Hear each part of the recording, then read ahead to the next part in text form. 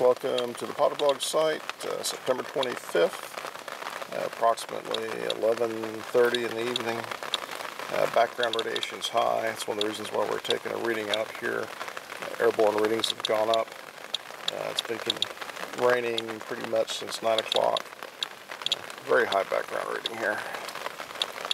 So what we're going to do is we're going to sample this surface. And this is the exact same surface we sampled earlier today.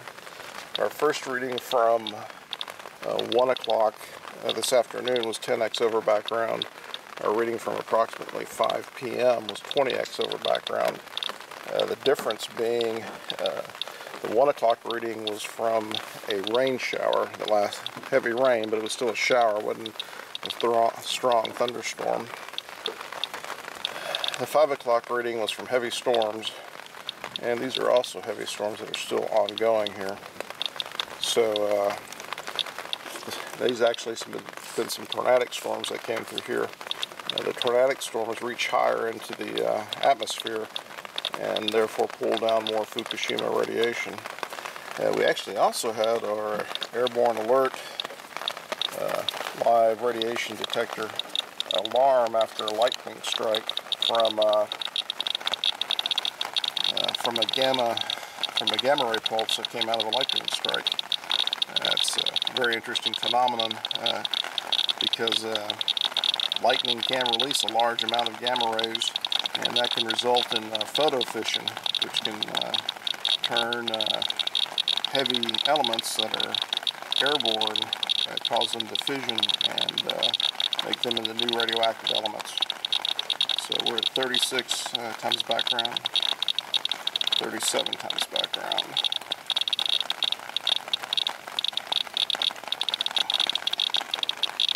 So this would qualify as one of the highest readings we had prior to August 2011, when we believe the thorium hit groundwater. But, jet stream still is far away, but whatever's going on is high up in the atmosphere.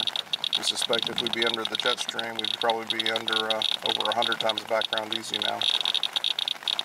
Alright.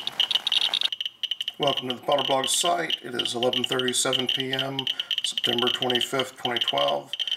You're looking into our lead cave here. We took a sample of rain, swiped from a vehicle at I think approximately 11:20. We got our lead cave set up now with 2 Geiger counters. A Geiger counter measuring the source here on the left side. That's counts per minute. And the Geiger counter measuring the background radiation here on the right side with a control sample on it. And here are the lead bricks we're getting ready to put over it, and it is inside a lead box. Now the storms that came over this evening were 36 times greater than background.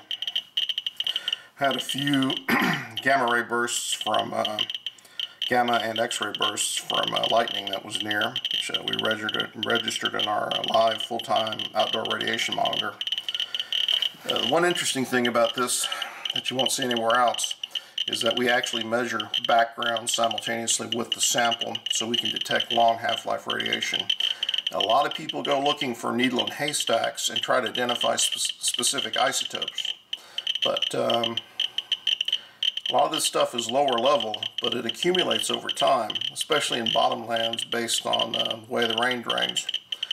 Using this methodology, we can detect whether or not there's long half-life radiation inside of the rain.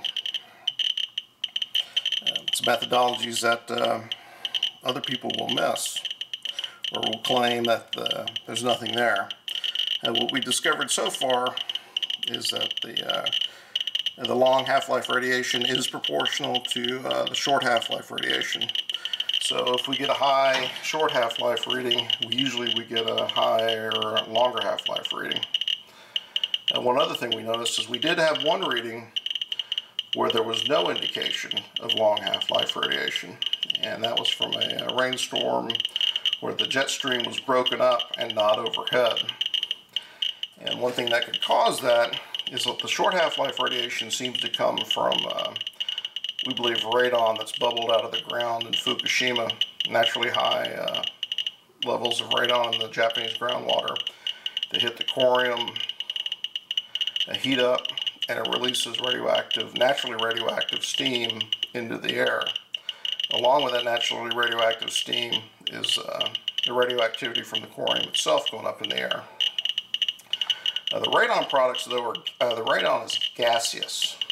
It's a noble gas, so it will stay airborne, whereas a lot of the radioactive products coming out of the corium are not gaseous. They may be particulate matter. So what can happen is, if there's not a high jet stream wind that keeps the heavier particles afloat, then they can wash out more easily.